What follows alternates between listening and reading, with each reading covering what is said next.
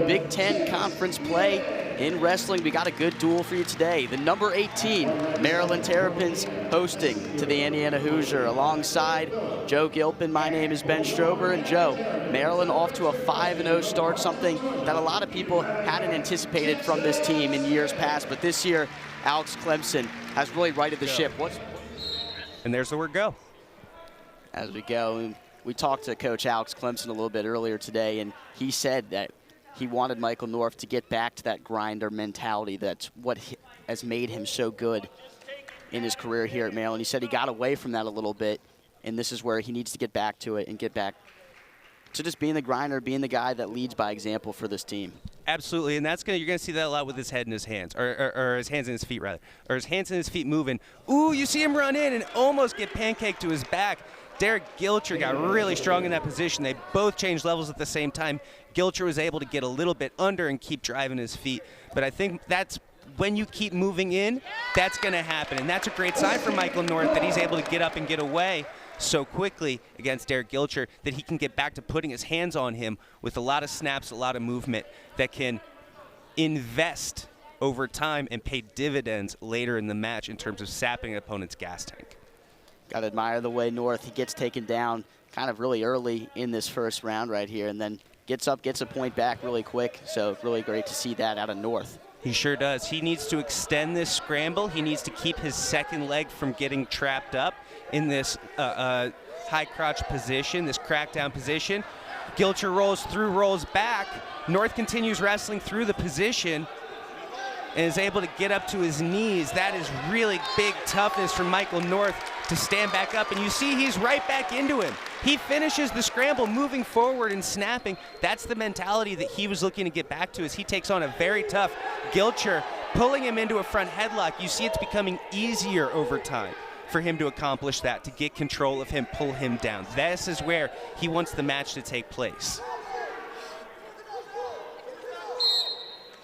So we'll have a whistle and a stoppage of play for a moment. We're going to stalemate that. We're going to come back up to the feet. The ref isn't seeing enough action, right? Michael North continuing to move forward, having success when he's moving forward. Gilcher, though, with the only takedown so far, he needs to start putting together more looks at his own offense, and there's one to keep Michael North honest on his way in, right? Continuing to move his feet, continuing to snap, continuing to be heavy on the head. This is the game plan that he's looking to pay off over time. He's not looking to come out and score a bunch of takedowns quick. Those takedown attempts are going to come later in the match after that gas tank comes down, down, down a little bit, almost like a video game, right? You see your opponent's health drop, drop, drop. It really, it feels similar, man. Well, there's a lot to be said about how hard these wrestlers work in the offseason and in season with their conditioning, because that's where a lot of times where these matches are won is who has the energy towards the end. Sometimes when the wrestler gets fatigued, that's when the other one can take over and take advantage. There's no doubt fatigue makes cowards of us all, and yeah, the Michael North style is not to be a better wrestler than you necessarily. It's to be a good enough wrestler to keep up and to turn it into a toughness battle, win the toughness battle. That's the Michael North kind of game plan, and you see this is a really difficult matchup, even though Michael North, coming off a tough tournament, lost his national ranking 2-1 after one with a very tough Gilcher, who just is coming off a win over number 18 Gallagher. We talked about the toughness of North and also Gilcher as well in that first round right there. All toughness, just 2-1 the score, and it came from an early takedown from Gilcher, but North fighting back to get back up, and that's where we stand. Absolutely. Mat return coming. He's going to drive his feet, and he's going to look to continue to keep pressure on Gilcher, and he's able to. This is good for him to extend the ride. The more he's able to make him carry him, the more he's able to build that riding time clock, get a couple of mat returns going, this can be really effective for him. Michael North really struggled in the past in some of his seasons on the mat in being able to do things like that. So to see him do that against somebody who's nationally recognized as very skilled is a real testament to, like you said, his off-season work. North, no stranger to picking up victories over super highly ranked guys in this country. In that upset victory for Maryland over Pittsburgh, he took down the number 11 wrestler in his weight class, and then number 22 against Navy. So this is a guy that, like we said, a lot of grit, a lot of determination out of him as a wrestler, and that's why he's been able to come up in these big moments against some super talented wrestlers. Absolutely, absolutely. And if he can get back on track with a big win tonight, I think you're going to see that momentum continue to build well. Wow, that was a big effort on that mat return. He's able to sit him back down, but that was a lot of gas tank from Michael North, a lot of effort there from Michael North as Gilcher continues to struggle away. If he can win here, I think it's momentum that carries for a long way in the Big Ten. So coming on a minute left here in the second round. Ooh, that was a nice pull in on that single leg, but Gilcher able to get his hips away well, and now he's in on his own attack, able to lift that leg up, sit him down. Great finish from Derek Gilcher. Gilcher with the big 2 points right there. Absolutely critical. That's going to make this third period much more of a rundown for Michael North, especially if he's able to ride out these next 35 seconds. So that riding time just ticking away for Maryland North. Had got it up to about over 35 seconds, but now the control going back in Gilcher's favor as we get towards the end of the second period. That was critical to be able to get up and get away and to turn this into a 5-2 match. As he continues to put pressure, he's going to get a chance on the third to go under, get another point, turn this into a 2-point match. This is within striking distance, but yeah, that 2-point takedown was absolutely critical for Gilcher. Ooh, and that's going to help even more to build a cushion. Boy. So now Michael really has to get to work here in this third period. And you see the effort. He's not going to stop trying to score until the last second. Big mat return for Gilcher. So Joe, down 7-2 here in this third period. Obviously, that one at the very end, that one hurts a lot. What does North have to do, and how does he have to do it like in an efficient standpoint? Step one, he's got to get up and away quickly. If he spends a lot of time here in this exact position, this is where you can't afford to be. Belly down, this is all great time for Gilcher. He's riding the hips, making Michael carry him. This is the opposite of what he wants to be happening. This is better, he's building his hips under him. This is a stronger position, he's up to his feet.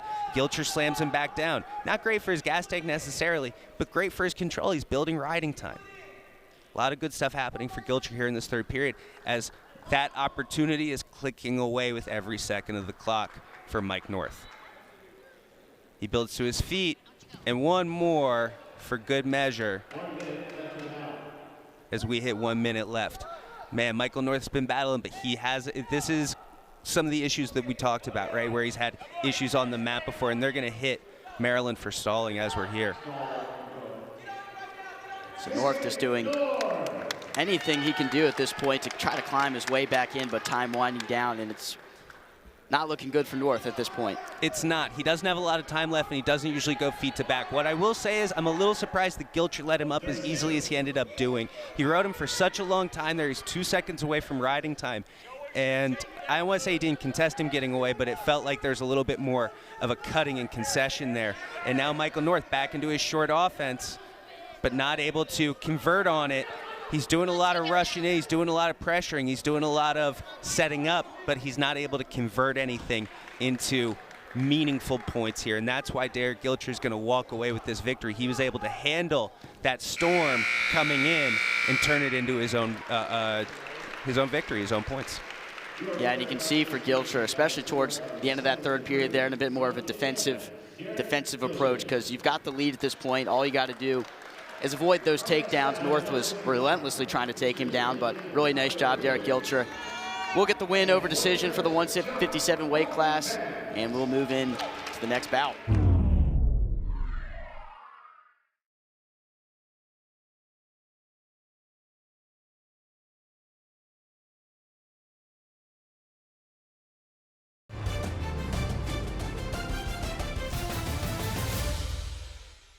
Guess which knee, and now he is seeing the starting job for Maryland. They've had a back and forth between him and Lucas Cordio, but Best ended up doing a little bit better at the Southern Scuffle, even though Cordio has had some shining moments as well. They're still in a little bit of a roster battle tonight. Best is getting the opportunity. He's getting the nod. Yeah, in their first quad meet back on November 5th, he went 2-0 on that day. So how big was that for him to come back from his injury and pick up a quick 2 wins?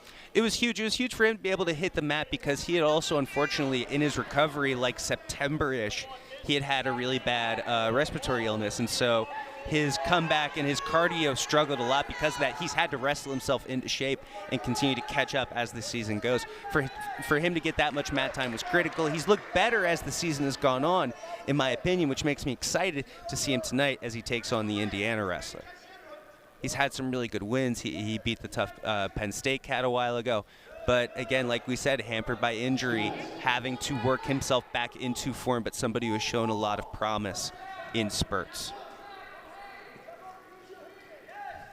So like we talked about earlier, Maryland 5-0 for the first time since the 2011-12 season. That's back when they were in the ACC.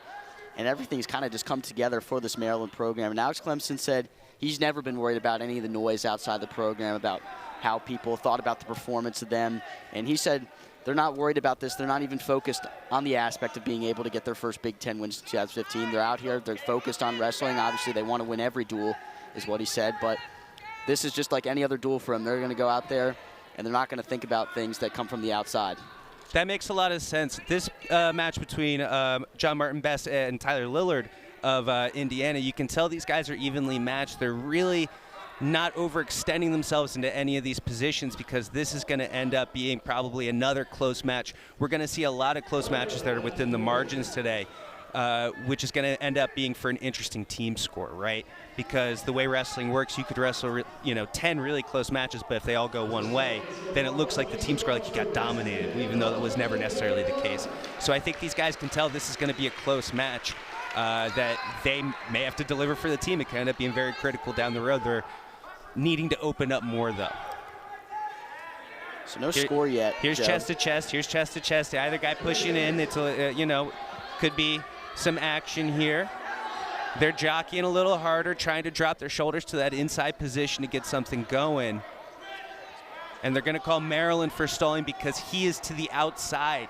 He is the one wrestling towards the edge. They're going to consider that the inferior position, the stalling position, so they're going to hit him for that. Lillard does a great job shooting his way out. Makes it really tough for Martin Best to do anything there, right? Good first period. Tries to put a move together here. He gets up to his feet well. Is Best going to be able to get him back down? This is one of those positions where you have to be careful when you've had a knee injury. Lillard wrestles right around well, and that might have been a little bit of hesitancy in the position to really load and pop your opponent like that. As now it's right back for John Martin Best to wrestle into the position. He sits Lillard back down, and you see the risk of wrestling into the position versus seeking a simple escape point. You get 2 points for the reversal, but you risk ending up stuck back on bottom versus just the simple get away, get your one. That's why you're going to see so many guys take their time, get up, get away, as Tyler Lillard now is the one building some serious riding time for himself. If you're Lillard in this position right here, what do you have to do to kind of keep Martin Best in this riding position? Didn't do it there, so we'll talk about the next time they hit the mat. Now they're gonna need to open up a lot more because it's still just a 1-point advantage. John Martin Best is gonna get his chance to get that back in the third. This match is still well within the margins, right? Especially because now neither guy's necessarily shown a mat advantage, really, despite the reversal, in my opinion.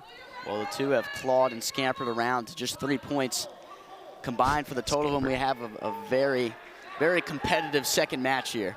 I don't know if anyone's ever described Big Ten wrestling as scampering, which may be a first on this network. But if they don't score any more points, then I may very well agree. Again, they're back in this underhook position where last time John Martin Best got called for stalling. Now he's starting to pull his head under. Now he's starting to get a little bit more action going, a little more pressure on the upper body. Earlier you talked about mat wrestling and what keeps somebody stuck in one of those positions.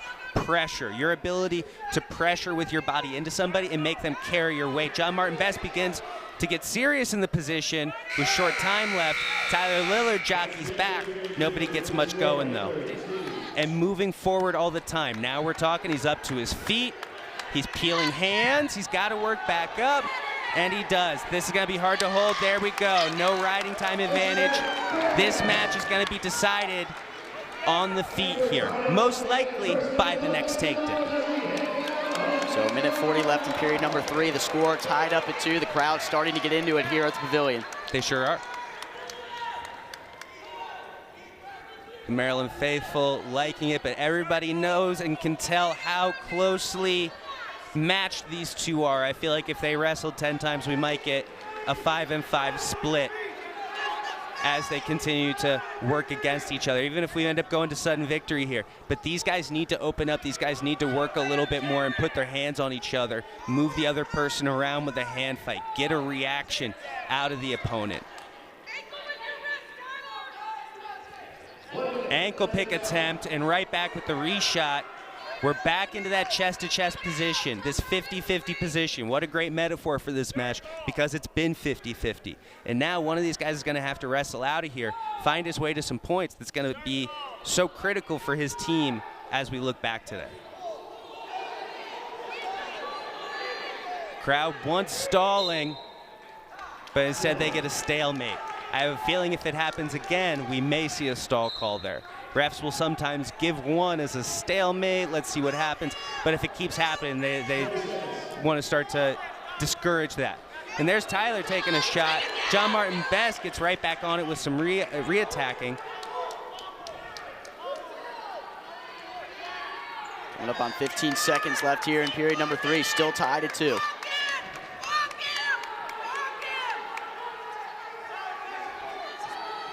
John has a 2-on-1 here that he may be able to do something with here late, but it looks like we're going to go to overtime for the first time today. It may not be the last time. These two teams, like we said, coming in so evenly matched, and we're seeing that here early as we get a little extra wrestling.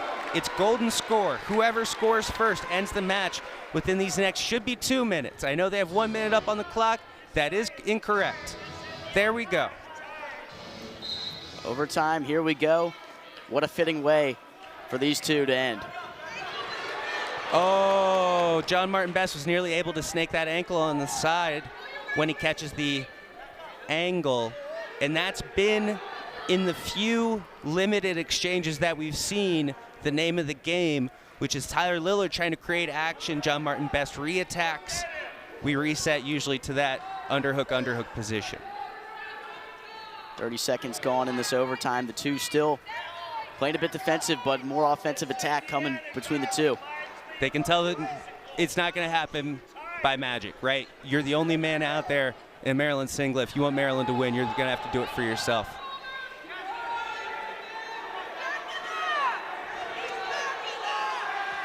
Both benches really getting into it. Yeah, they both want it bad. I don't know that he's stalling as much as they're just jockeying for position. He couldn't really set his feet there enough. There's a stall call. It was multiple steps backwards, which drew the stall call for Tyler Lillard. And now John Martin Best, looking to make something happen from his short offense, isn't able to get the angle. That was great work by Lillard to keep him in front, but he sits to his butt. John Martin Best wrestles through and gets the double leg, gets the big win, gets the flex. Those were critical team points.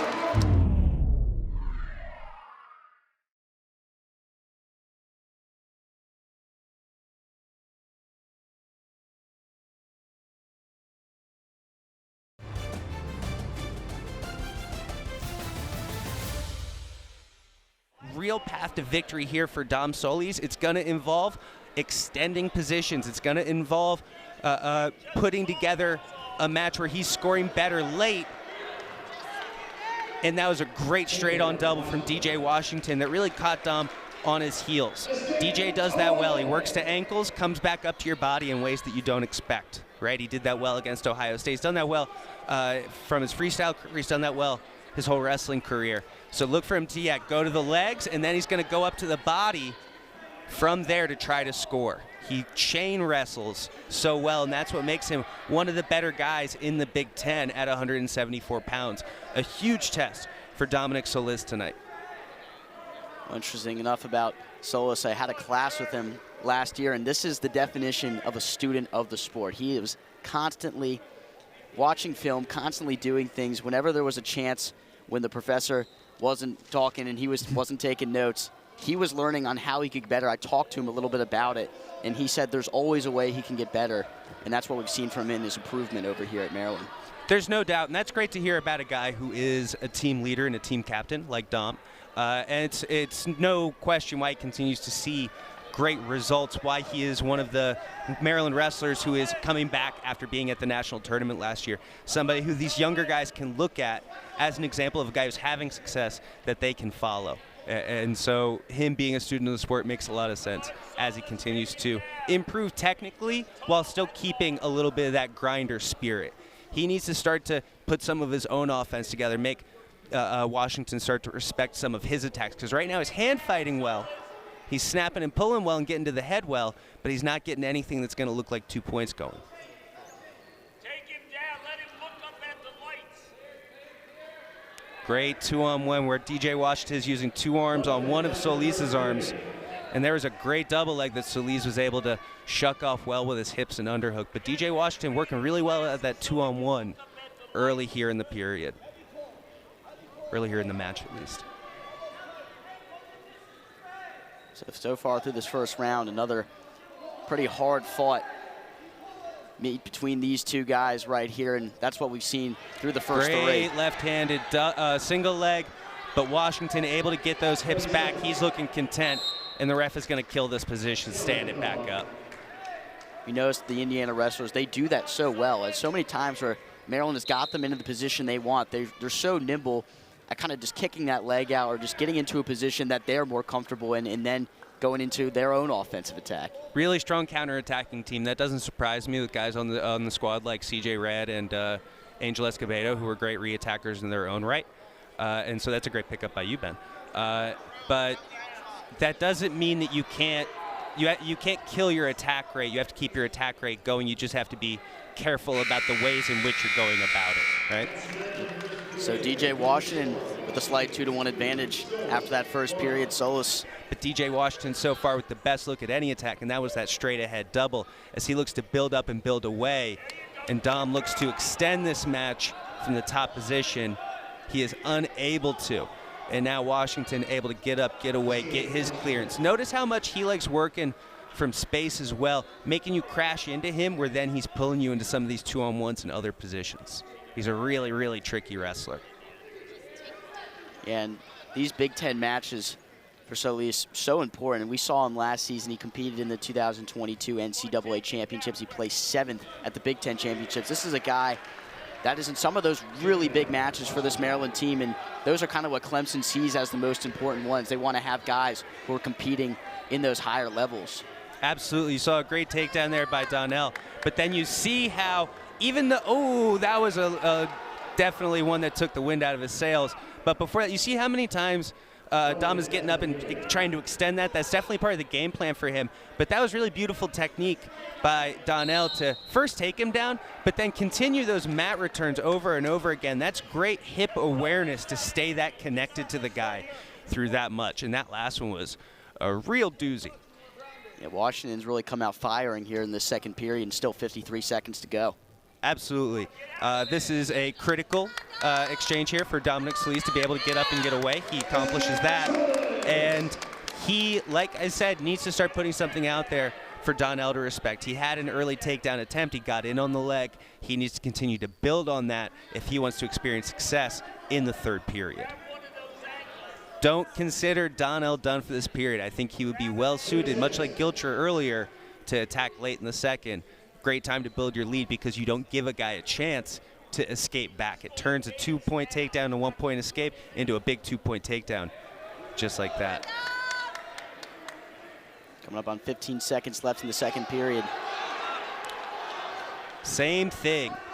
He shoots, Washington sees it coming, gets his hips down, and now Dom is stuck in a extended sprawl, extended lock, having to hold on for that stalemate position. So Solis down 5-2, heading to period number 3, down, but definitely not out. As you will say, what should we see from him here in this third period? How is he going to get himself back into it against a scrappy Washington? Earlier we saw at 157, the Maryland wrestler wasn't able to get up and get away to give himself a long period of time to work, right? That's what ended up being a big problem there. So he's got to just give himself whole cloth. He's got to give himself time to work, and that's what DJ Washington has to do, which is extend this period on top. You saw how wise it was for Solis to get to the edge of the mat where either he gets away or he gets the restart, right? You're going to see that a lot from guys on bottom. Very common, very smart. Get towards the edge. He's going to optional start him, let him go. He doesn't want to spend a long time having to put together a ride that he doesn't think is going to be ultimately successful. So Washington going to concede the 1 point, going to get back to work on his feet. So that's a big point right there. It is. It puts the match within striking distance. Dom always within striking distance of these nationally great guys, and that was a beautiful re-attack, but he's not able to turn that corner. Are they going to call that a 1, or are they going to consider that still top position? Still top position. But he's not yet able to turn that corner. He's getting closer to it. You see the work paying off in some of those mid-level guys, but some of these guys like DJ Washington, who are deeper into All-American contention, making life difficult on him. So Washington trying to assert his control in this bout. Solis doing his best to keep himself in it. Right now he is +3 if he can get to +8 on the match, or potentially somehow even more, which seems very unlikely. Then it would be bonus points for his team. As one of the nationally ranked guys on the Indiana squad, that means a lot. That's a lot of expectation for him to go out, secure those bonus points that can be so meaningful. And now here's a great attack, but man, heavy hips by DJ. Those bonus points can be so critical to a team winning or losing a close match that it's very understandable that he wants to go out there, continue to score, continue to set a pace, send a message to the team that's looking to hit. So just under a minute left here in this third period. Washington trying to take control. And there's another 2 for him right there. And he's most likely going to cut him one more time. Now if you're in this position right here for Washington, have that 9-4, that comfort here in the final 46 seconds. How will we see him change his approach? I think he's going to continue to pour it on. I think he's going to continue to try to score, especially because he knows this is a guy he's going to see at conferences, probably nationals. Solis will be there as well. And so this is the kind of guy that he needs to get reps against. This is the kind of guy that is very meaningful, I don't want to say practice, but it's very meaningful opposition, competition against somebody the level of Dominic Solis. Dominic Solis needs to go out and go get a takedown just to feel good about it, right? Give yourself the best chance leaving. Ooh, and a re-attack by DJ. Catches the heels one last time. He needs one more takedown. Is Dominic Solis going to be able to hold DJ Washington from the major?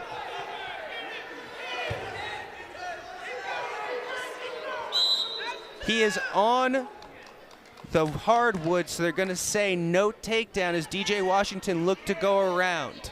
He wasn't able to get there. Dominic Solis so tough, holding him back from the takedown there. Riding time not a factor as Washington finishes up an 11-6 victory. Man, that came down to, was Dominic Solis going to continue to battle late for that bonus point? And he did, because if he had secured that takedown with enough time left, that would have given him the 8-point decision.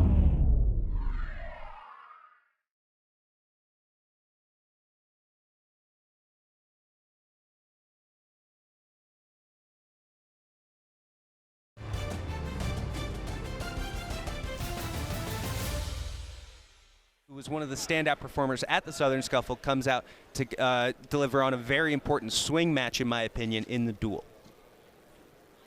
Chase Mielnik was not a guy who had a lot of early season success, but he was in the round of 12 at the Southern Scuffle, one of the toughest in-season tournaments that there is. Really overperformed expectations there. That's the tournament they're coming off of, so there's a lot of momentum in that. He is turning a small corner, and he's going to look to continue to build on that momentum as he takes on Drayton Harris. Drayton had a very tough match against Ohio State the other night that he's looking to kind of right the ship from. So I think this is a match where both guys are coming in feeling a big competitive spirit. Important match potentially going to be within the balance. They're going to get after it. And you see that head wrap, already a problem for Mielnik. You get that with a cut over the eye, some sort of scrape, some sort of something. It can be a real pain. And Big fireman's carry. Drayton Harris holds the elbow, gets the hips under, Kataguruma style if you're a judo guy. Nice fireman's. Mielnik right back up to his feet and right back out. And so Drayton Harris, that was a big physical action from him here early. You see he's got big shoulders, big arms, big strong fella. So those attacks are going to come a little earlier, a little easier. So we've seen in some of these opening bouts here, we're in match number 4, where Indiana's gone aggressive early, going for that first takedown. Is that something that we typically see from this Maryland wrestlers, where they're a bit more defensive, maybe trying to find their footing, or is that something where Indiana has just come out firing? Indiana's come out firing. They're doing what they do best. Maryland needs to catch up to that. It has been, you know, DJ Washington is always going to come out like a house on fire. That's just his style. But then some of our guys, especially through this part of the lineup, are just grinders. Mielnik's a little bit more of a grinder. North is a little bit more of a grinder. Solis a little bit more of a grinder. These guys, they work themselves into matches, I would say. And so they need to find ways to their consistent best offense a little earlier to help put that pressure. But as long as they have their hands on them and they're keeping things within a certain distance, then I think they're still feeling relatively comfortable here. 30 seconds. 30 seconds to go, first period. Slight advantage for Harris, 2-1. Oh, and he might take him all the way to his back. He caught an underhook in the middle of that, but Drayton Harris was able to continue wrestling through the position, secure a takedown, as now Mielnik is looking to build up and build away, and he does. But those are two very nice takedowns from Harris here in the first. Really impressive stuff at 184 pounds. Some acrobatics, some scrambling involved here. Yeah, Harris did a really good job in that first period, just getting Mielnik down. But we see Mielnik really scrappy when he gets on the ground. 2 escapes. Those are crucial right now because he puts himself in a position where a takedown obviously will tie the score. And that's kind of what it's all about. If you get taken down, you got to find a way to get that escape point back. You need to give yourself a chance. Absolutely. There's no doubt that spending that long period on bottom is a huge problem. And that's something that I would commend the Maryland squad for not doing tonight, is spending a long time on bottom. But they're not getting on top. You know, when you're talking about how much heart you're showing on bottom, it's because you're not getting the takedowns, the reversals to put yourself in the top position enough. And that's Mielnik's job right now, is continue to battle to give himself those opportunities. That head wrap is, yeah, that is gone, buddy. Refs don't love that. This is not they don't love you throwing your bloody accoutrement along the mat. You know what I mean? They like you to take care of it a little bit more than that. No, this is a wrestling mat to them, not a playground. Oh, this is Nick South. My apologies. This is not Harris. So it looks like it was actually South now holding the slight lead, and we apologize. Man, we should have had him face Michael North. That would have been awesome. Anyway, Nick South on top, doing a great job. Continue to ride, continue to trip at the ankles to keep him down. Mielnik doing a good job, continue to elongate those scrambles. Not scrambles, but elongate that return situation, making North continue to trip him back down, continue to work, not conceding anything. But you see that ankle trap is giving him 6 kinds of trouble. So when you're Mielnik in that position, you start down low like that, and you have South, who's basically draped all over you, trying to get his leg in there to get that takedown. What's the best way to get in defensive position when you start down like that, and to kind of get up and then put yourself in an offensive attack? He's got to find another way to stand up. There he starts doing it. He's doing the same thing every time. So you have to appreciate that Nick South is only going to be trying to hook that ankle. He was finally able to start high-stepping it and moving it because he saw it coming a little bit more, but that's it. It's about a mid-match adjustment. You know what the guy's going to try. Can you adjust to what he's bringing to the table? The guys that are able to adjust well are able to win close, competitive matches here at the D1 level. And that's what we have in front of us, a very competitive match in a duel filled with competitive matchups. We've seen through these first 4 matches, we haven't seen anyone truly been dominant. We've seen, you know, a little bit out of Washington there in the end. He was a little bit more dominant, but not someone who's just completely controlling from the top standpoint. You know, like we see where there's an opportunity perhaps for a pin. We haven't seen anything really come close to that point yet. No question about it. Through all the wrestling we've seen tonight, we've seen one period where there's any kind of real separation like that. And that's going to continue all night, and that's really exciting to know we have a lot more of this. And now Nick South going to go underneath. I'll let you make your own jokes as he looks to get up and get away for his 1 point. Mielnik has to put together a nice little ride to get that riding time below 130. That's going to be a big, big stressor in this match. If he's not able to drop that riding time below that 1 minute mark, it currently sits at 130. Good pressure early. He drives forward really well off of that. And that doesn't surprise me. And he's not able to do it. He's only able to take 8 seconds off the riding time clock, so is 122 in favor of Nick South. Chase Mielnik going to need to get on top, going to need to take that riding time down as well.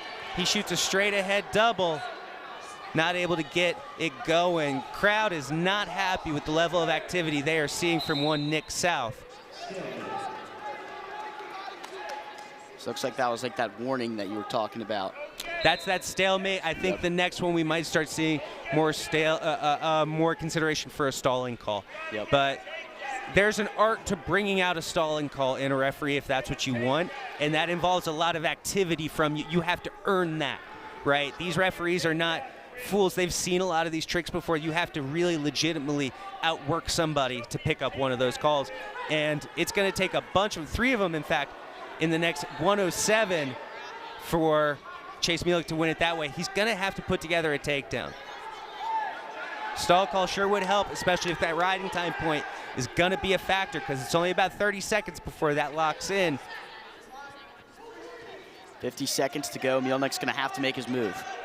Absolutely. Nick South had a big first period. Right now he is looking to put his track shoes on a little bit more, but those 2 takedowns in the first are looming large. Mielnik has been unable to find his way to consistent offense in this match, but he continues to move forward like he's gonna. There's a stall call at least.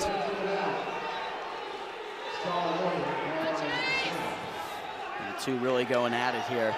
Absolutely, you can feel the intensity as Nick South continues to look at the clock. And South doing the same thing we saw out of Washington, the way, like you said, really heavy hips. And that's why they've been so good when Maryland tries to go for that low takedown. No question, as he puts himself to his back late. Nearly a pin coming down the end. He really scared me because he just about turned that into a major decision. He tried to sell out for a lat drop late and nearly gave up a fall, nearly gave up a major, but it's a 7-point decision for Nick South in a match that Chase Mielnik was not able to crack that defensive wall.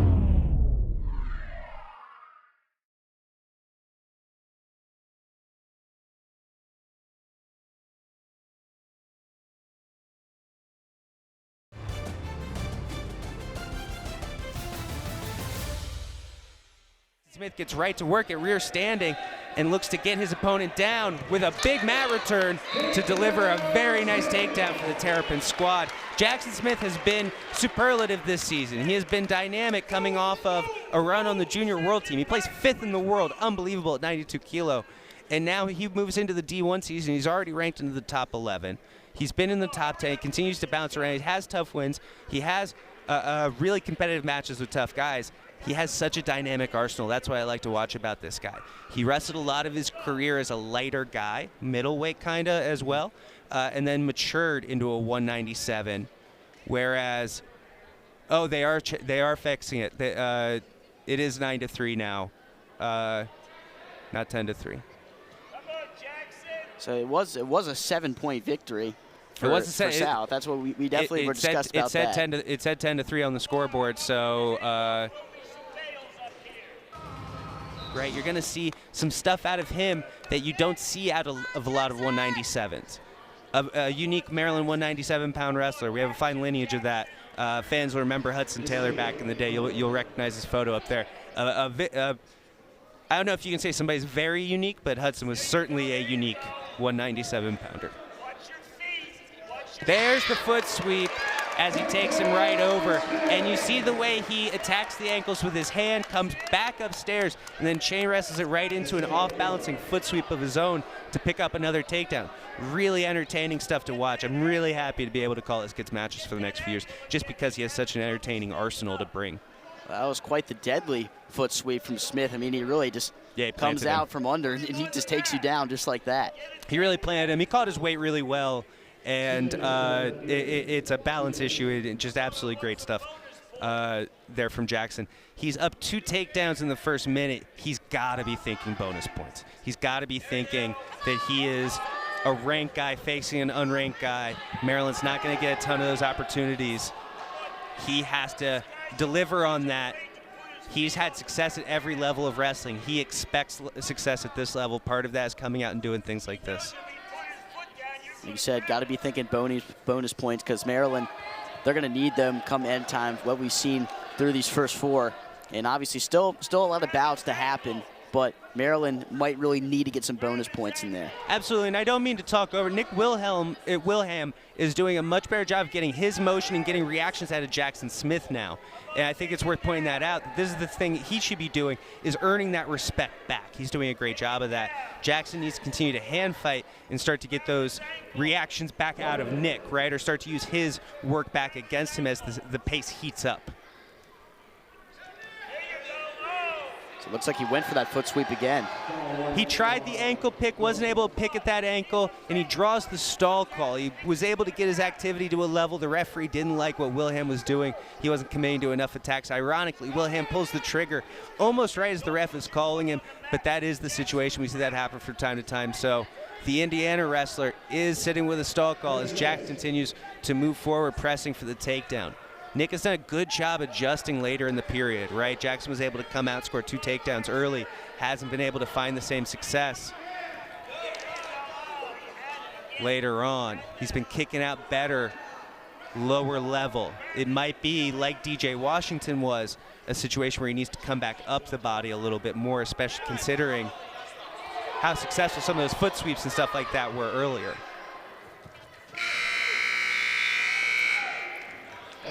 So the end of the first period.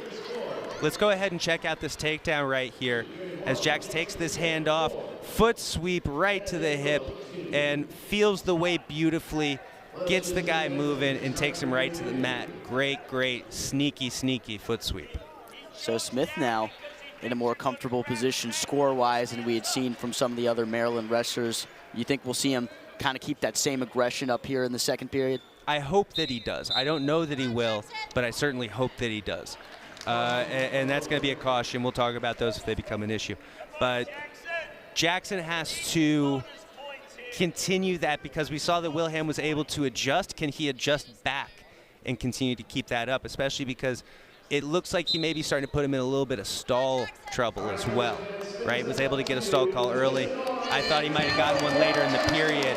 He has some sneaky stuff from top that I would also like to see, and that was a very authoritative mat return. Jackson Smith, not the biggest 197, but getting bigger all the time, putting quality work into the weight room, and we have a 4-3 match, putting quality work into the weight room to put on good size all the time. You know, wrestling, such a mental battle with the aspect of having to make weight and having to be at a certain weight. In what ways, as a wrestler, do you kind of control your weight whilst in the off-season building muscle? How are you able to kind of control your diet in a sense, and then also just put yourself in a position to get to the comfortable weight you want it, but to be at the kind of stamina that you need to have? It depends for everybody. There's a real art to being able to cut weight properly. The biggest thing is going to be being consistent about your diet. I recommend that people try to wrestle as close to their natural weight as possible, and I think we're seeing a lot more wrestlers have a lot more success with that. I'm not a big fan of the big dehydrating kind of weight cuts that once characterized things, and I think that we're seeing better performances out of people that do things like that. And Jackson is an example of a guy who has a lot of success without cutting a ton of weight necessarily. Like I said, he's a guy who's still kind of maturing into himself at 197 pounds. But he's having difficulty cracking this shell. Nick Willham is doing a great job of keeping this match close in a way where just one little takedown, one little scramble for him is going to do a heck of a job. He had a great takedown against Ohio State where he was able to pass the leg through. This is a guy who knows how to scramble as well. Typically, as you move up in the weights, 197 heavyweight, you see guys with a little bit less skill in some of those scrambles, just a half step behind from time to time. But certainly not the situation with these two, as the bottom in Division I wrestling continues to rise so quickly. So a bit of a stallish second period right there. 4-3 is the score. Jack Smith wasn't able to get some of those takedowns like we saw in the first, but now still in a position here, third period. Willham trying to fight his way back. Absolutely. Jackson did a great job of coming out early, but I wonder if he had a bit of an adrenaline dump here starting his Big Ten season, wanting to come out and perform so well, because since that first minute, he has had difficulty scoring. He has had difficulty getting a lot of that same stuff going as it continues to drop all those big angles. Chin and arm potential here. He has a chin grip. He has a big underhook. What is he going to be able to get going from here?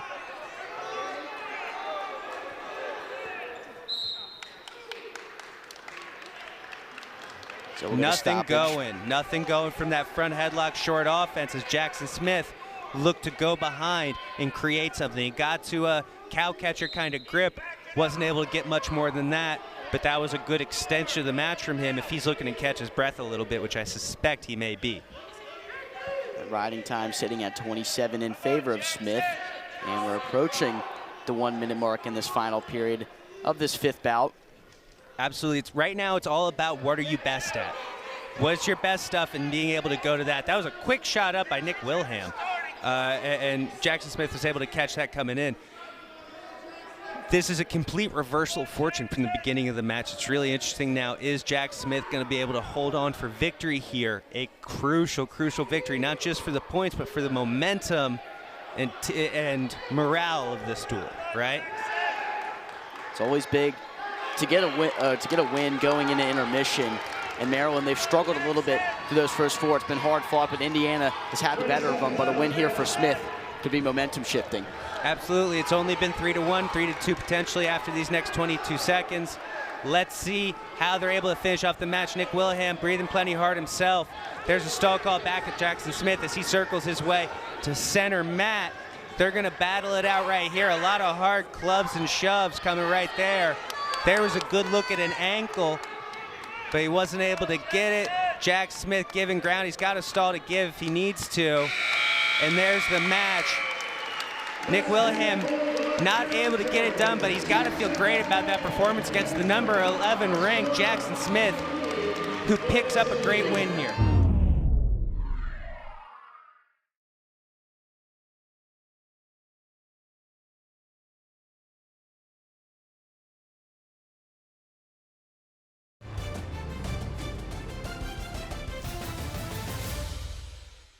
Strongest guys in the entire gym going at it. Yeah, no question about it. Jaron Smith is massive. I laugh every time I see him in a singlet. He is a big, strong guy. His opponent, Jacob Bullock, obviously also a very powerful gentleman. These two guys are going to have some fun exchanges as Bullock looks to push a pace on him early enough. Jaron having to react, having to move a lot. Jaron last year, 197, did qualify for the NCAA tournament. Was talked back into coming back for another year by Coach Clemson, and he has been a critical part of their success here as he continues to be. He's an 8th-year senior. He's helping to give a lot of experience to a very inexperienced, quote-unquote, inexperienced team, at least on the Division I level. He's really important for that and for him to step up into this heavyweight role. He put on a lot of size, as you can tell, but he put it on the right way. He has a lot of exciting opportunities outside of collegiate wrestling that he's looking forward to when this is done, but he's given it one last ride here for the Terps as Bullock looks to work off of this 2-on-1 and weigh on him. Bullock a little bit more of a more natural heavyweight. He has a longer frame than Jaron. I don't know what they weighed in at, but he has the longer frame at least. Bullock explaining about some hands to the face there. The referee will take a look as the match continues going on. But Jaron a little bit different as a heavyweight, moves a little bit more, moves his feet more, gets under you a little bit easier. That can be an advantage, that can be a disadvantage. We'll see as the match continues. So, Joe, you've been around to see somehow how these Maryland teams have progressed over the years, and Jaron Smith going all the way back to 2015-16 season, his freshman season. How have you seen him just grow as a wrestler? He's a guy who came in and had some good wins early, but then just ended up having injury success, which is what has helped, not helped, but what has ended up extending his collegiate career. And now to see him have that later success in year 7, year 8 is really something, because it speaks to his mental toughness more than anything else. To be able to continue to be a Division I wrestler for that long and to stay in the grind, continue to improve, continue to believe in yourself, that's a very tough mental task, especially here in the Big Ten. And I think that speaks a lot to who he is and his makeup, right? Yeah, someone who's been around as long as him, you have to imagine that is someone that these people on the team look up to. You kind of talked about that a little bit.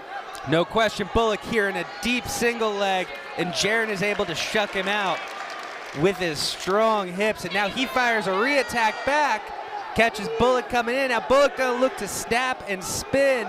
This is the advantage of being the bigger man, but Jaron able to stand up right through that. Some great action here in the heavyweight division late in the first period.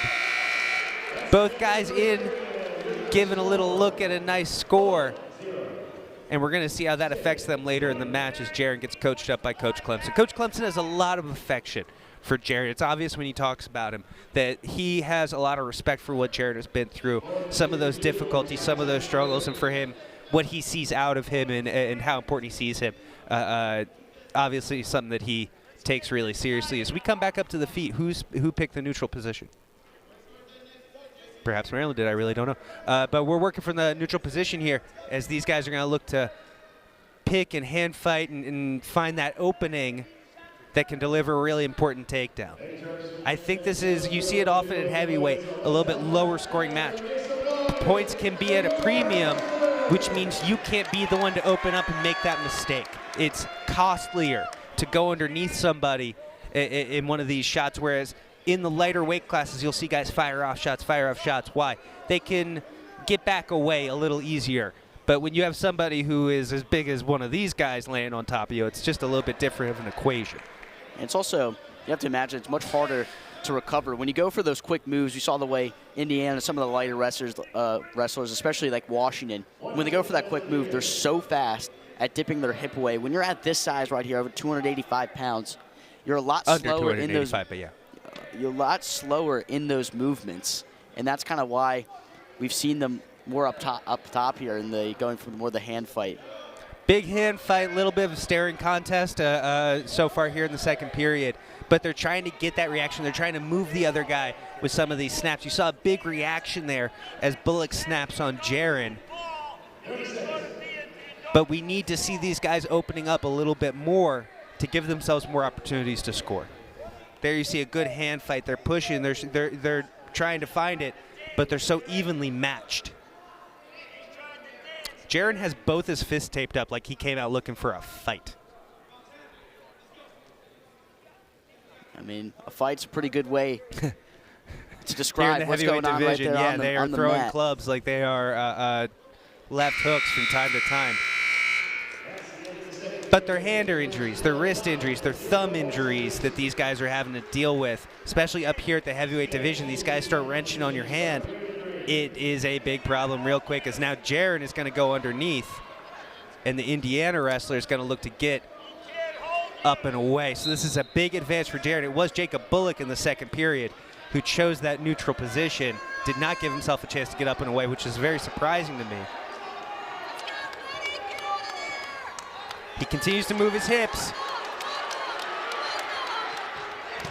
And he's up and away. That was big by Jaron to keep moving. He never conceded. He kept his hips moving, continued to build height, and now he's got that one period. That puts the onus on Bullock to come forward and make something happen.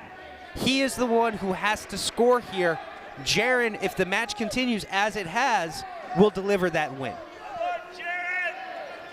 Minute 20, a lot of wrestling left. Nobody can turn, themselves off here in terms of their offense. But Jaron has the luxury, having gone under and gotten away. And there's a big commitment to the leg off of the duck. Don't see that often at heavyweight.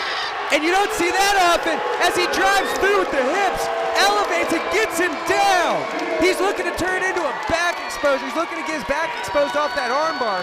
But that was critical. The pavilion is on their feet, liking it, as Jaron starts getting to work with a tough, tough ride. The match is not over, but that was a huge exchange from the 8th-year senior as they look to deliver the first Big Ten win since what? He was a freshman?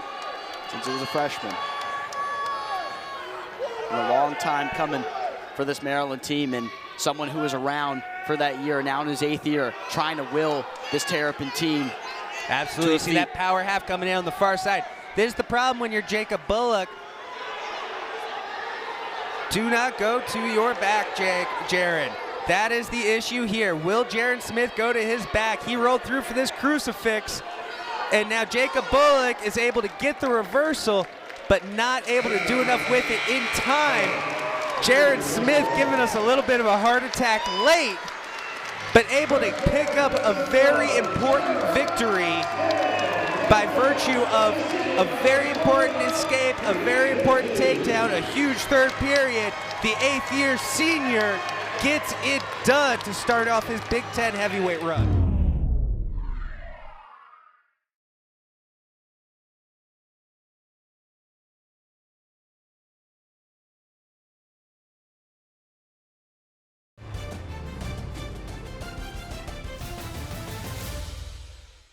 Really talented wrestlers going at it right here. Absolutely. That was a gorgeous double wrist duck into a high crotch, head outside single. And now Maryland, like you said the word, so perfect, momentum. They have the momentum. They win the 197 going into the intermission. They win the 285 coming out of intermission. They have to look to continue to build on it. Momentum in a dual meet is a real thing. As Braxton changes levels, drives in, gets a single leg, elevates, textbook finish with a treetop.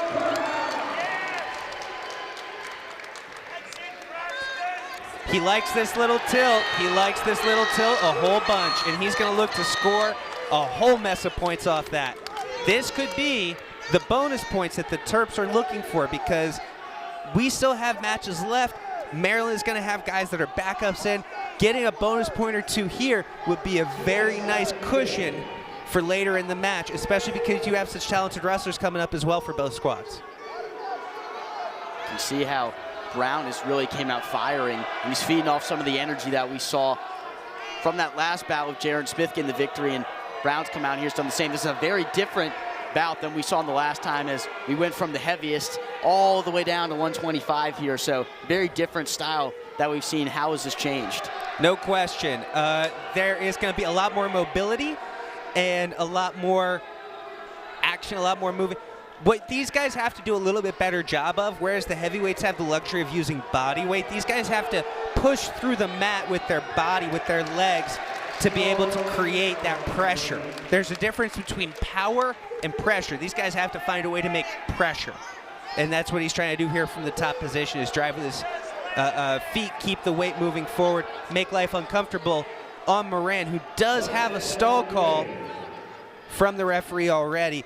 A nice dominant ride coming here from Braxton Brown. He's not breaking this even position, this parallel position, which is going to be an issue for him long term. Hard to turn anybody from here, but he is cranking up that riding time, 145 and counting.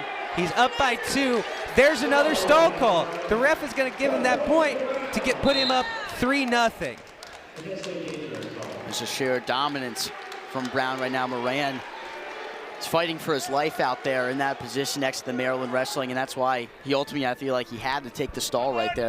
I mean, he'll probably take that as a win. He had no choice there. Yeah, for him to come up there would have been disastrous. You're going to see a tough ride here from Brown. He is really tough on top, and he is looking to deliver 0 points here with 30 seconds left, 25 seconds left here in the first to his opponent. Stinginess is the name of the game late in the first period for one Braxton Brown, who is just outside of that ranked area. just sitting outside of it. And so for him to work his way into the Big Ten and put together some bonus points would help send the message that he deserves to have a number next to that name. That's what he's wrestling for tonight, in my opinion. Glad to be true. And after that first period, 2 minutes and 25 seconds of riding time for Braxton Brown. Utter dominance. Absolutely. He came out quick, and he is able to change levels, get to that single, snatch it up. He's going to finish really well with an elevation. You see, anytime those guys are able to elevate that leg like that, takes away all the issue, right? And from there, it was getting to work on top. Worked him like a summer job that whole period. Now Moran getting his chance on top, not able to get it going, and now Braxton Brown already up 4 here early in the second. He wants to continue to score. He wants to continue to assert himself in this match. We saw a good left side shot earlier. Are we going to see that again? We'll have to see, and like we've heard coming from the crowd of talking about how quick Brown has been, especially with that escape right there. That's a crucial point. And the riding time down just a little bit, just 7 seconds, but that's definitely a win for Brown considering the position they were starting in. No question. Braxton Brown, freshman, highly recruited, highly regarded coming out of high school, much like Jackson Smith was at 197, same recruiting class, which was number 8. There's the left-sided shot. Like I was going to say, Jackson Smith was not able to continue scoring. Braxton Brown is going to try to learn from that, and there's a turn. Is he going to get credit for it on the scoreboard? Because right now he is up 6-0. He is running that bar, and the referee pulls him out of it.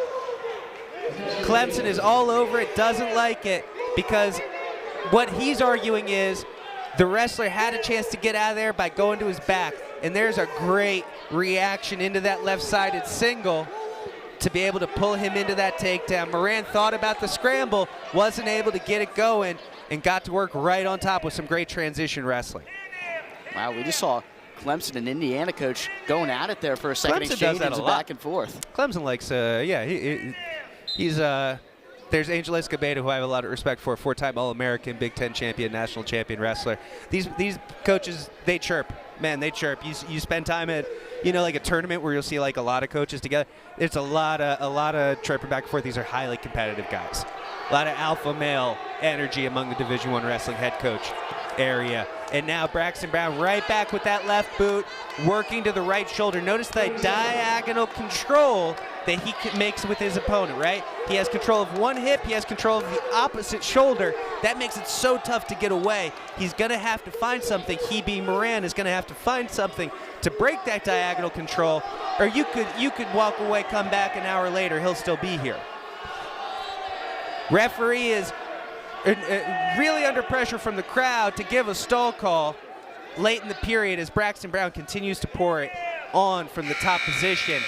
3:27 of riding time. Gotta imagine that that's going to continue to build up here in this third. And would it be huge for Maryland to come away with a major decision here? Huge. I think that even a technical fall, if he's able to get on top and get some of those 4-pointers working like I know that he has in the arsenal, a technical fall is still not out of the question here. But he's got to continue to not rest on the 2 great periods. He doesn't have the major yet. He needs to put something else together. 2 times already it's been, what are you best at? Left side single, let me set it up, get to it. Is he able to find it another time, or does he use that reaction to the left side to make something else happen? Also, any stall call on Jacob Moran will get that 1 point to Braxton Brown's credit, which would deliver him the major as well. So if it starts to come to that, that is something worth thinking about.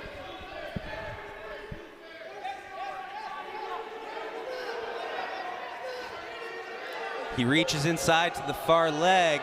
Again, he does. He pulls it in, and he is gonna finish this for that critical takedown.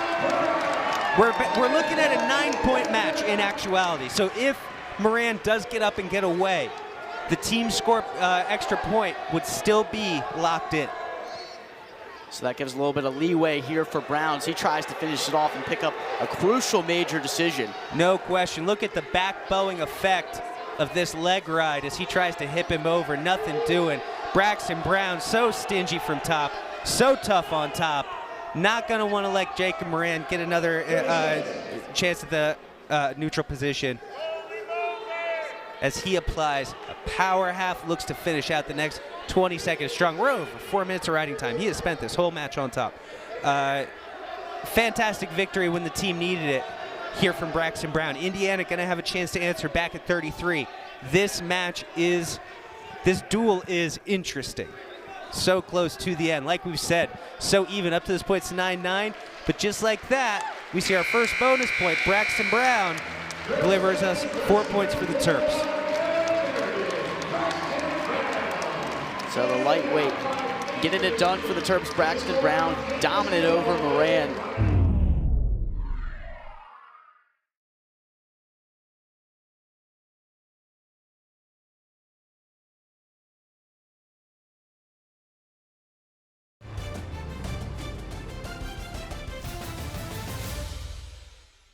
He's coming out tough to wrestle a very well-regarded Porter who's had some tough wins on the year, who is coming off of a really tough match against Jesse Mendez of Ohio State, but who regardless has been turning in a very nice competitive season here in his first campaign for the Hoosiers.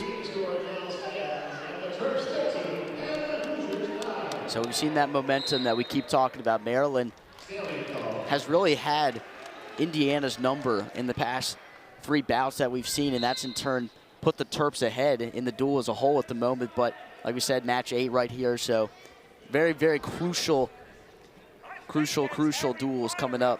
Absolutely. From these next bouts. It's still so well within the margins. It could go either way. It's going to come down to the Grahams, or not the Grahams, the Millers versus the Rooks, right? The Miller brothers versus the Rooks brothers. It's a family feud here at the Big Ten for the wrestling. Who is going to be able to win that brother-on-brother 2-on-2 matchup is going to really determine who's going to take home the duel. Right now, the Terrapins have a little bit of the edge because of that bonus point, but we still have a whole bunch of wrestling here, and Henry Porter was really able to run that double leg down well against Connor Quinn, who's looking to pop right back up early. Building base, fighting hands. And not able to get the escape there as he continues to elongate that position. I think that's going to be important for him, is to continue to give himself chances on bottom where he's not spending long periods of the match face down, right? Continue to build to your base, continue to get to your hands, continue to work there.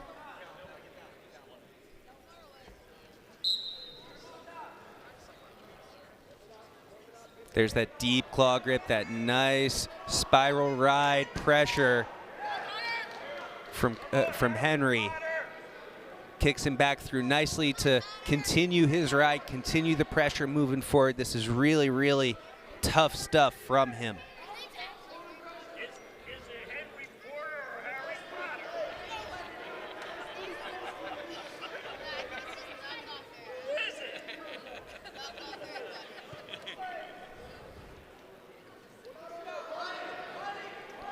Henry driving in with this knee well. Connor Quinn is doing a good job of staying in this 4-point position, but he's not doing a good job of building to that next level, which is starting to get his knees up, get to his hands and his feet, quad pod, or start to draw his head up towards the mat. That means there's a lot of good forward pressure here from Henry, but Henry as well, where's the pinning combination? Now he's starting to get the hand on the back and starting to really set up this hammer lock. This is moving closer and closer towards what he's looking for, as Connor Quinn has to respond to this hammer lock and find a solution, where he's going to be in deep trouble here with 30 seconds left in the period. In the first period, Porter had pretty much the basis of control here over Quinn, so we'll have to see in what way he can respond and make those adjustments that you've talked about. Right now, he's in a deep problem there. He's able to start freeing his arm. It's still stuck in a little bit more of an armbar. He's going to catch a stall call for spending the period on bottom like that. But Henry Porter able to finally start hunting some of these pinning combos as we head to the second. So that's a big message to Connor Quinn. Mess around down there too long, it's going to be a problem, right? You were able to spend a long time down there taking that pressure, getting rid. The danger wasn't there until later on in the ride, and now Porter is saying he wants to start to put together some points. He feels like he's starting to get together some good action, so he's going to optional start Connor Quinn back up to his feet. And that was a real quick re-entry in on the leg. Clemson arguing that he never actually gave up control.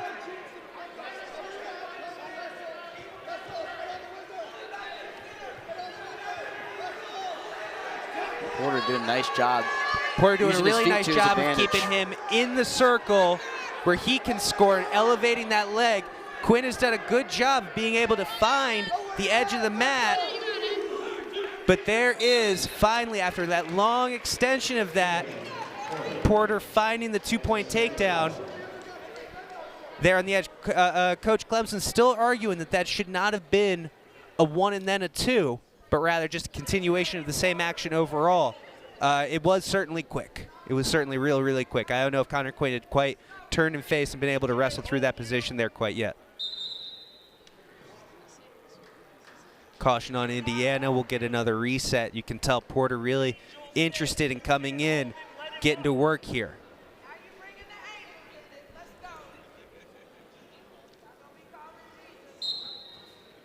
Forward pressure here from Porter, goes back to his spiral ride that we saw in the first.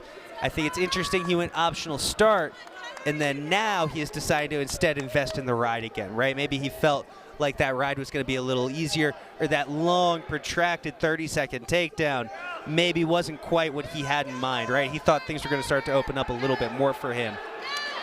So he decides to invest in a little bit more top work before he cuts him again. And now we have more neutral wrestling. Connor Quinn unable to find very much in this match from the feet. Most of it has been him accepting that bottom pressure. Is that going to affect the speed of his hands, the speed of his feet as he keeps moving here? We'll see.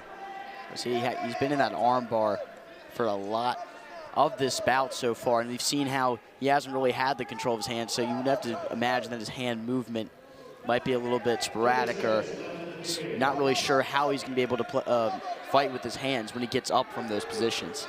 Depends. It would certainly have to be a very deep arm bar, but I have seen that before where guys get something nicked up or banged up, and then it's a little bit.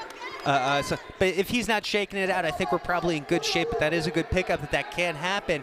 We're here late in the second rather. So those are critical takedown points for Porter. That was very smart by him to shoot off late. Try to give himself an opportunity to pick up a 2-point takedown, like we talked about, not giving your opponent a chance to get up, get away.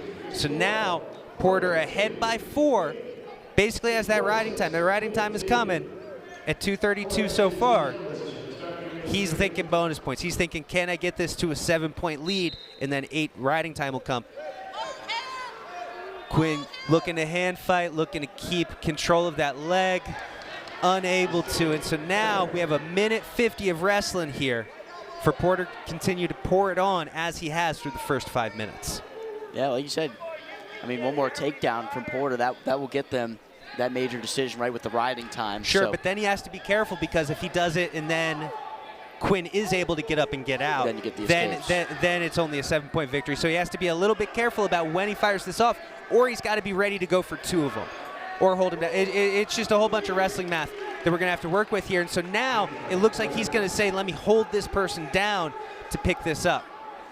So deep trouble here for Connor Quinn, in danger of giving up a major decision here. Henry Porter in complete control with the 9-2 advantage. No question. But now it's about, can Connor Quinn continue to limit things, but also can he get up and get away? There's a minute left in this match. If he can get up and get away, earn his escape, that's going to be a big moment for him, and it looks like he is. So now, if he can hold off his opponent for 45 seconds, and he does have a stall against him, so that's an issue, but if he can hold him off for 40 seconds, then he's going to hold him to a regular decision. That's going to be tough. And you see why. There's a lot of diverse attacks coming from Porter, and he's able to get himself that cushion to get on top, hold him down. And now that ride is going to keep coming. He's going to let him back up. He really believes in this takedown ability, and he has every right to. He's looked great in this takedown so far as Quinn shoots off his own. He's keeping those hands locked, trying to extend the position, trying to hang out here. And Porter able to tack one more on, and that's going to be an evening up of the bonus points. This is truly going to come down to the Rooks brothers versus the Miller brothers. I mean, you couldn't really ask for a better story. I love it. To such a grueling duel that we've had from these two teams.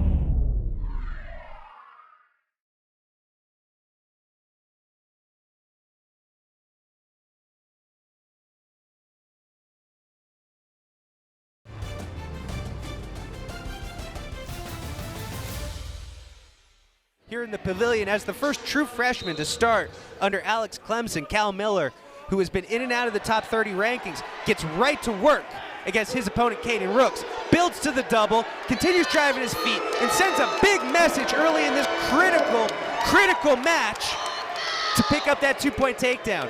If he could put together something big here, that could say so much. The true freshman wants to be a difference maker. This is his opportunity. He's riding, he's looking to return. He's building up. Rooks is looking to sit back into him and make this a little bit more of a scrambling position. The riding time clock working in Cal's favor as he holds that far foot. Rooks is looking to get this reversal. He's close to it, but that far foot is making this a problem.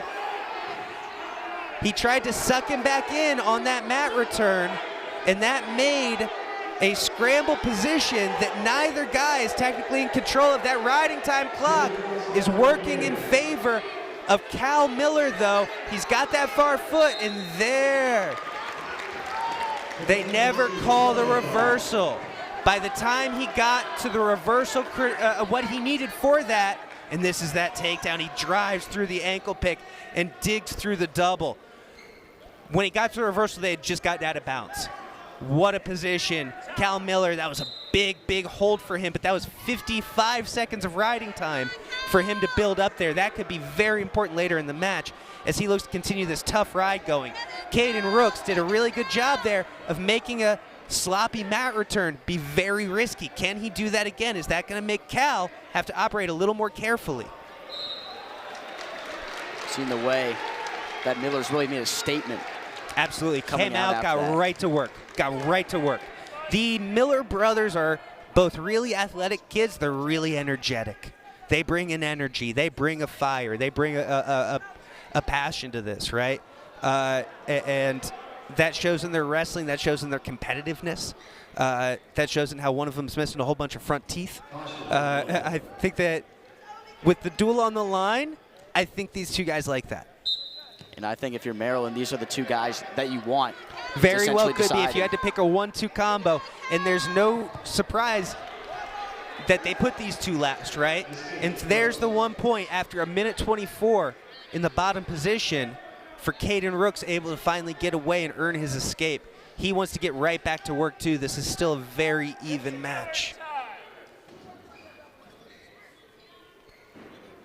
Cal was able to get to an ankle pretty early on from distance. Is he going to be able to replicate that? As Caden with that long frame, they both have kind of long frames for this weight class, I would say, compared to some other guys. And so that's going to leave some of those ankles behind in some of those actions. Nice deep underhook. Cal blocks with his forehead, by the way, as he comes in on that. It's Miller time. Cal working around. It's Miller time. 30 seconds. Final 30 seconds of this first period, a crucial bout between Cal Miller and Caden Rooks. We'll see another battle of Miller versus Rooks coming up next, but these two going to be the deciding ones here between Maryland, looking for their first Big Ten victory since 2015. No question. Rooks doing a much better job later in the period of starting to assert himself in the hand fight and move forward in it. But Cal Miller being the one to pick up the takedown in the first, and the riding time will walk into the rest of the match with the advantage here. The energy high now in the pavilion from this crowd, hoping to see something special from this Maryland team. There's a tension, team. Isn't there, right? Because you can, I mean, we're 13-13 through 8 matches. It comes down to these next two. It could come down to a tie score, to be perfectly honest with you. We're going to have to go through tie score criteria here. Very possible. If it's just two regular decisions going one way, then you would get that tie score. We'll see. And there's the 1 point escape Now we're back up to the feet. These guys have a lot of wrestling left. We've seen that whenever they get into wrestling positions, there's a lot of evenness. And so I think that right now both guys are thinking, how can I get a little bit simpler of a finish? As now we sit through on the crackdown position. Cal is on his hip looking to scoot around. You see the lock he has with his hands through the crotch there. The only thing holding him there is his foot. We're going to be looking at a stalemate here unless he can step over that foot. You see him trying to pummel it around, not quite able to do it. And there's the stalemate. Good defense there, but Caden was able to get in deep on that crackdown. Or rather, he was able to get it on the high crotch, to which I think Cal actually brought it to the crackdown. And there's another attack to that leg. He gets below the knee. Cal Miller looking to try to face into him and face up, fight those hands. And Caden Rooks able to collect the far leg to secure his 2 points. Huge for him. And now he goes ahead. That's big right there. That's big. You come down in about the final minute here of the second period, and that makes that third period all the pressure on Cal Miller if we have that same score. No doubt. He's going to look to take this next 53 seconds to get the heck out. This is critical. We've said that a couple of times in these last few matches, and I think it's proven to be true. This is an absolutely critical exchange as Cal Miller looks to get out here later in the second period. Builds to his hands well. He's fighting hands. He's fighting hands. Caden Rooks looking to destabilize him, looking to mat return and lift. Not able to do it, and there's the 1 point. Very even wrestling. We still have a minute 15. As Caden Rooks is really starting to find his offense here later in the match. Now Cal is looking to pick at that far ankle, which he does successfully. That's going to really turn this into a much longer scramble. And I think the referee, recognizing that, called it out of there, right? He recognized we're not getting out of here anytime soon once that foot gets pulled up in that position. And so he brought us right back up. But Caden Rooks is now the one with the deep offense. Caden Rooks is now the one finding his way into all these shots. Cal in on that early shot, not able to convert here later. I think it speaks volumes to how evenly matched these two have been when the officials are basically having to just get in there and decide for themselves. Get up, get out, without giving up his riding time advantage. So that's the magic number here. As Caden Rooks locks a leg in, that's going to extend this top position. Unless we start talking about a reversal here. He's really stuck himself to him, so he's committing himself to this top position as the riding time falls below a minute. There it is. So this has been big for Rooks. He's got that riding time down under a minute, as Joe's mentioned, and he's trying to just hang on. He's clinging on to that 1 point lead, and any decision here for either team is huge going into the final match. Absolutely huge. So now it just becomes a matter of get up, get out, find a good escape. If you're Cal Miller, you can't get ridden out.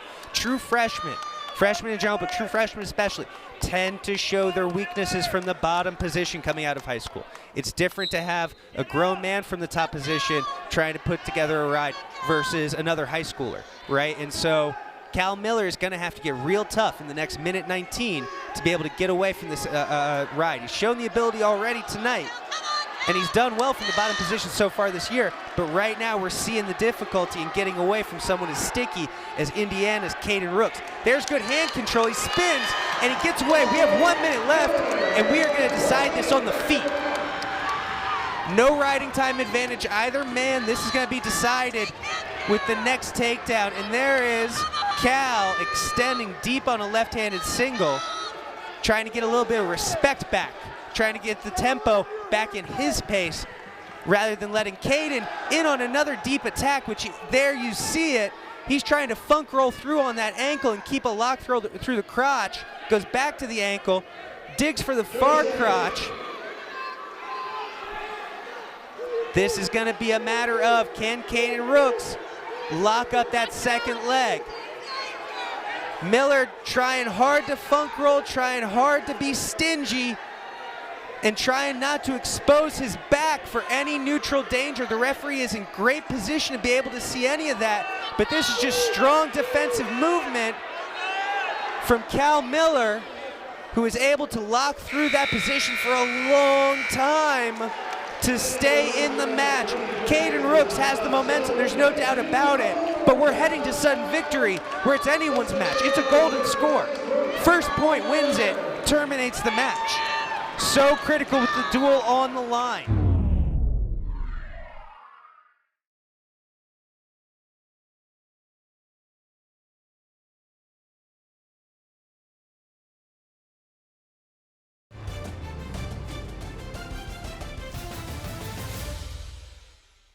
The Miller brothers and the Rooks brothers going at it here, and then overtime being required. This one's huge. No doubt about it. Look, it's Caden moving forward. It's Cal moving backwards. Get your takedown. Get your It's going back to what you're best at. That's what's going to be successful here. Who is able to go within their arsenal and stay at home well? Caden Rooks takes another shot, but gets a little extended. Cal Miller looks to go behind, finds himself in on a single leg. He's looking to convert this. So critical for the match as Caden Rooks dive rolls through and finds the ankle. Cal is able to build base again, which is so important. He collects 2 ankles, but not quite enough. He needs to clear this. He needs to clear this. And they stalemate it when there's still plenty of wrestling left to go on that leg. Caden Rooks is able to get his stalemate off of the single leg of Cal Miller. Great wrestling here. Both men have been so close to a finishing takedown. There's another left-sided single leg from Cal Miller as Caden Rooks, so evenly matched, scrambles through. He pulls in on the ankle. You saw this same position earlier, the other way around. Now you see Cal is holding on, and they stalemated again. This incredible stuff we got from these 2 wrestlers right here. Man, the crowd is on their feet. People are feeling it. Everybody knows how critical this next sequence is. Every sequence could be the last sequence. There's a shot. There's a great re-attack by Cal Miller. This feels like a real attempt as he looks to control both legs and limp arm out. That's going to be it. Cal Miller brings the pavilion to their feet as the true freshman delivers in a razor-close match. Gritty all you want, I don't care. That was a great overtime takedown victory. The Terrapins are fired up. Unreal Cal Millers. Now Ethan Miller gets to work the bigger brother, the older brother. Ooh, that is big. The energy here is big because everybody understands just how important this match is going to be. Maryland ices it outright if Ethan Miller wins. It is 16-13 in favor of the Terrapins. Ethan Miller, great athlete, very strong, very fast, well-conditioned, mean streak, right? Technically, stays at home well, does what he does well. Big lift there of the single leg, drives him up off the mat with it, but not able to get very much going in terms of points. Graham Rooks now looking to get a little vengeance maybe for little brother, right? I would say Ethan Miller, for any long-term Terrapin fans, really gives me like old Alex Crom vibes, right? If you're familiar with him, which you may not be, Ben, that's fine. Alex Crom, former All-American for the Terrapins. I think 2009 he was a national semifinalist. And just that same mean streak mixed with athleticism, mixed with good technique. There's just a lot of parallels there when I feel like I watch these 2 wrestle, and now he's looking to deliver in a big way. He can be the guy to deliver this team their first Big Ten victory in so many years, the first for Coach Alex Clemson. Truly compelling stuff and shaping up for a potential storybook ending. There's another deep deep left-sided single. He gets to the ankle and gets the bend in the leg. This is a great position for Ethan Miller. He's looking to step over with his left knee. He's done that. Now he's looking to shelf up that leg. You see it happening, and now the left arm is trying to come out and collect that second leg. Oh, Rooks is doing a good job of straightening out that leg, and Miller is going to have to start to work this back into the center. This is great scramble wrestling, defensive wrestling from Rooks to be able to clear that and not give up anything there. That was a great, great look from Ethan Miller as he continues to pressure against this opponent, keep him on the edge, and take him back in. But they say he was out of bounds by the time he had the takedown. The Maryland corner wants to challenge it. We'll see what they come up with. No takedown, back on the feet. I think they said something to the effect of we didn't have the angle to really tell. We had the live angle. They're sticking with the call they made in live time. And so now we're back on the feet, no score. Graham Rooks just had a second to think, he's felt Ethan attack a few times. What's he going to try now? Ethan Miller's had a second to settle himself down, get to it. That could be a blessing or a curse, considering this is a high pressure situation. Big Ten duel on the line. Now you have a second to walk around and let that really sink in. Blessing or a curse, going to be depending on how these guys take it. Late time here in the first. Is one of these guys going to get something going here that's going to give them that little burst of an advantage. And there, like we talked about, Graham Rooks in on the single. Ethan Miller tried to step in for a hip-to-hip shot, or a hip-to-hip pummel. Graham Rooks took the single, but that you know how much the crowd's going to get into it here when that first point is scored because of how much it means. No doubt. These guys need to continue to stay stingy, right? Stay with what you're best at. Don't try to get too wild. This is going to be an even matchup. Go get two. What are you going to do? Ethan Miller continuing to hand fight tough, keeping his back to the center, keeping his opponent towards the edge. And that's that pressure, that's that physicality that he brings. That's so indicative of the Big Ten and his personal wrestling style. And there he draws the stall call against Rooks, which is really, really nice to have. And Rooks is going to have to pick up his pace a little bit more and not wrestle the edge. He can't wait for Miller to come get him as much. He's going to have to attack like he does there, but he gets a little extended, right? He's extended here in this front headlock, and now Miller's going to get a chance to get to work here on top. He's working deep on this front head, but there's the dump by Rooks, and he takes him with that elbow control out at an angle. Beautiful, beautiful chain wrestling by Graham Rooks, and now Ethan Miller fighting hands, turns and faces, and he was able to use that pressure coming in well, right? We've seen that a couple of times tonight from people, able to use that pressure coming in well.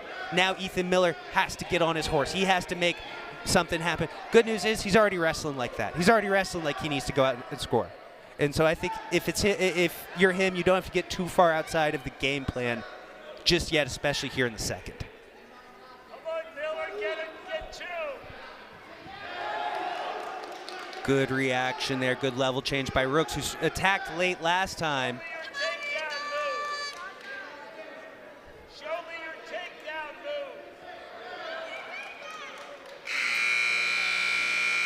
What an exciting 2 minutes. Razor close wrestling here on the Big Ten Plus Network.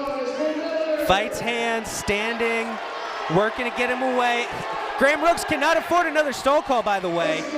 And he's smart there in conceding the 1 point escape. If he had got another stall call, then suddenly there's a 1 point, and then a point we're suddenly looking at a tie match. He can't afford it. And so Miller is going to have to be aggressive for 90 seconds. He can't look to save that for a little bit later in the match here. But there's Graham Rooks catching him coming in again. Miller does a good job shoving that head down, keeping his hips heavy, not giving Rooks a chance to build into him as much.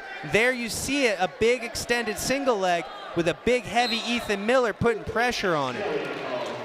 Checks the clock, he's got 1:13. Can he get to his offense? His offense has settled down since the first, where he found this left-sided single leg that he's been looking for. Can he get this? He's elevating it. He paused at the cradle, not able to get it. He's looking to kick out that second leg. He's looking to get some kind of reaction there on that second leg as he passes the ankle across his body.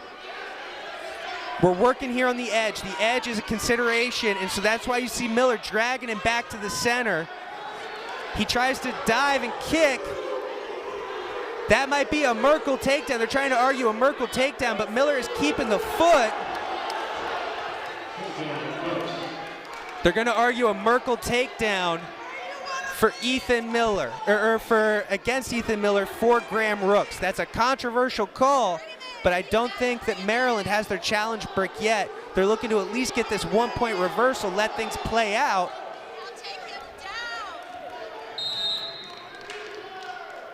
They're going to call that a 1 point escape. Are the referees going to go ahead and look at that, or are they going to consider that? See the official coming over and talking He's saying something to Escobedo. I think they're going to go take a look at it themselves. This is a absolutely critical, but even so, we only have 8 seconds left, so that's going to be real tough for Miller. But, man, what a critical call here with this match.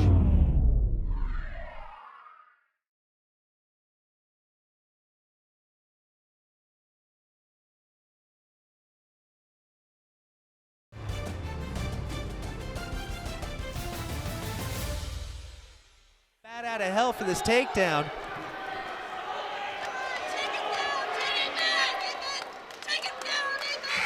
But he's not able to get it going, so we are going to tie up here between the Hoosiers and Terps, and it's going to come down to match points. It's going to come down to tiebreaker criteria that I'm not sure who holds. Usually start with if you have any 6-point victories, we don't have any of those. 5-point victories, we don't have any of those. And so that's going to come down to criteria like total match points, right? Who is able to score more points in the match throughout. And I have to believe it's going to go to that criteria. I have no idea who holds that is the issue. And so that's where you see where every point within the match suddenly becomes so important.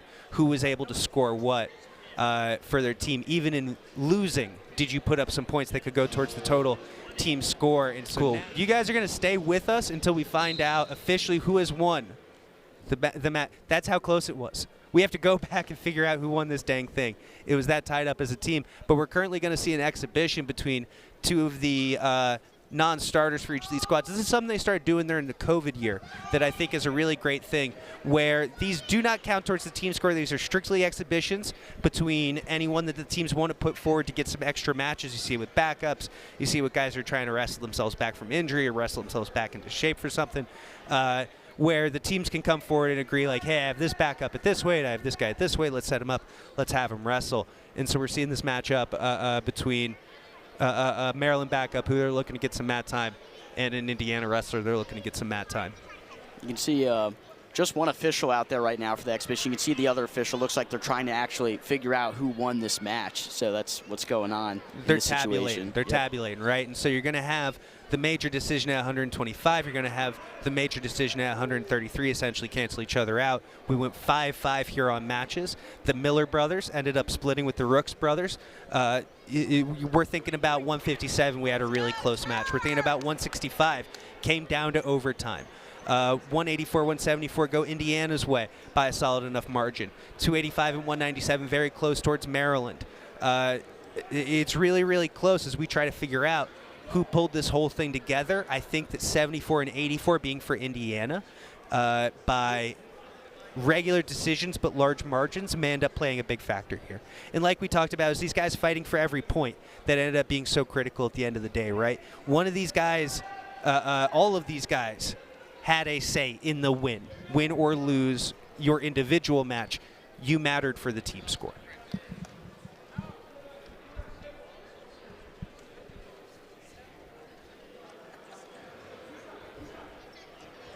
Plus, we get to see extra wrestling. Who hates that? Not me. Not me. Not this guy.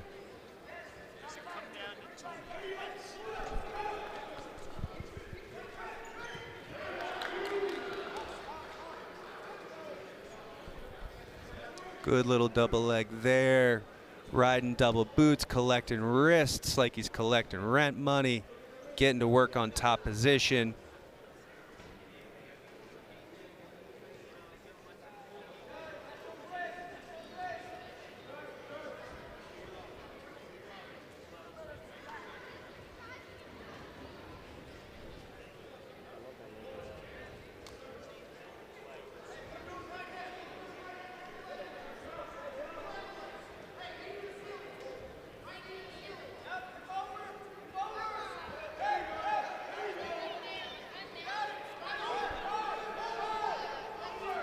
See, a lot of people have kind of left during this exhibition point, but I'm not sure if they're kind of hanging around the door. They're just trying to await the final decision. People are trying to figure out what happened with this final decision and who's going to pick up the final victory, because they need to be really sure in this tabulation. Of course, they're trying to really take their time.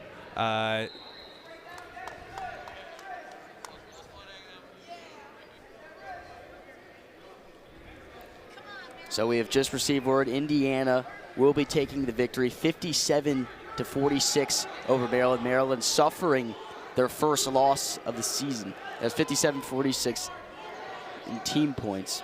They weren't able to get some of those team points going, like we said, through 84, through 97. A lot of the Maryland matches were won very close, overtimes and things like that, whereas a few of the Indiana matches, they were able to break that score open a little bit more. And so that's what ends up, doing the business. And so Indiana gets the additional point, scoring 57-46 in team points to pick up the victory here. Maryland as close as it gets, but not getting it done today. You know, it's unfortunate for this Maryland team. Such a hard-fought duel from both of them. Maryland picked up some really heavy momentum from that 4th, 5th, and 6th bout, and they really kind of looked like they were in a position where they might come away with their first Big Ten victory in 7 years and 364 days. I mean, put into perspective how long of a time it is. We've seen a head coaching change, Alex Clemson, who's really kind of righted the ship, if you will, in terms of just the production of this Maryland team, but just still trying to find that first Big Ten victory, and you can see it on his face right now, probably a little bit disappointed, but like he said earlier, they're not really worried about the Big Ten drought. They're just trying to go out there and do their best every single time, but this Maryland team will be back. We saw the kind of fight that they had today. We know they have some really talented wrestlers on this team. Indiana, same thing goes to them. Big Ten, such a good conference for wrestling, so you really got to admire for what's to come in this schedule for Maryland and in Indiana. There's no doubt. I think a couple of years ago, if I had said that there would have been a duel between Maryland and Indiana, and you're going to see probably half of both these teams at the national tournament, that would have sounded ridiculous. That's not the case anymore. The bottom of the Big Ten continues to rise up, and as both these teams continue to put together really valuable Big Ten victories today, Indiana gets it done. Angel Escobedo's squad gets it done. Terrapin's not able to get it done. Clemson's still looking for that first Big Ten victory. He's a competitive guy, so I know losing any duel is going to hurt, but keeps the team hungry, keeps them moving forward. Ben, what a duel. We saw a bunch of tough guys. Really a lot. I mean, something that sticks out to me, or my personal favorite of this duel, is just watching the heavyweights go at Jackson Smith. That was fun. Just getting the better of the other heavyweight right there, and that one was huge just because the way the crowd got into. You saw how that momentum had shifted. We came out from the intermission with the heavyweight fight, and then you go into the lightweight fight where it was just really domination from the lightweight for Maryland. Absolutely. Things look good, but what about that Indiana overtime battle from Cal Miller? What about that overtime between Caden Rooks and Graham Miller? To me, the most exciting, maybe I think it was like a minute and a half, most exciting minute and a half of wrestling we saw all day. Bunch of great back and forth shots. That was a fantastic showing for both of them. And then you had Graham Rooks coming forward, avenging his brother, sealing the duel for the Indiana Hoosiers. You saw, like you said, a great dominating victory at 125 from Braxton Brown. The young freshman continues to make waves here nationally. 133 Porter the other way gets it done for Indiana. Man, it's so just nuts. You had neither team being able to really have extended success. It would be like 1, 2, maybe 3 weights and then another shift, right? And then the other team has to come back and get something really important back the other way. And there's the Maryland wrestler putting to his back his opponent. That is a huge reversal of fortunes because he has had trouble here so far. That's a big, at least 4-point hold as he looks to secure the fall. And this is a rough position. He's going to get that. He's going to get that. You can see a little daylight, but the referee wants it.